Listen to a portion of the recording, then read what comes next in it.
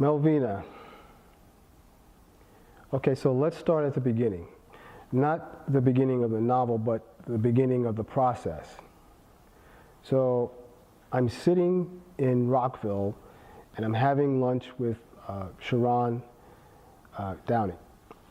And we're sitting there and we're talking about the next level of fiction, my books, blah, blah. And she says she has a story about her 4 times great-grandmother. And I'm curious about this story.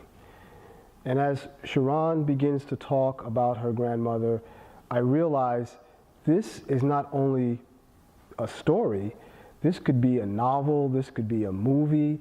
This was a great and just interesting tale.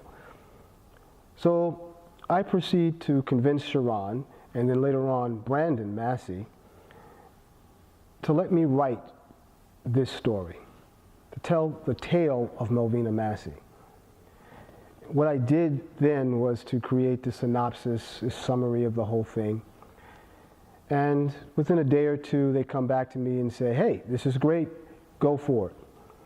And then began the process of me correlating all of the research that they had done and trying to fill in the gaps between Melvina's life, which we know are facts, and then the other things that were pretty much up to speculation.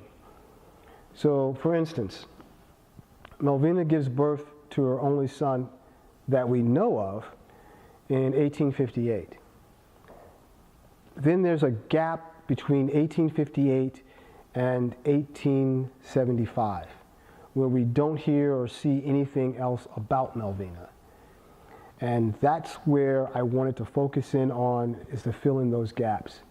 There's also other gaps in the 1880s and some parts of the 1890s.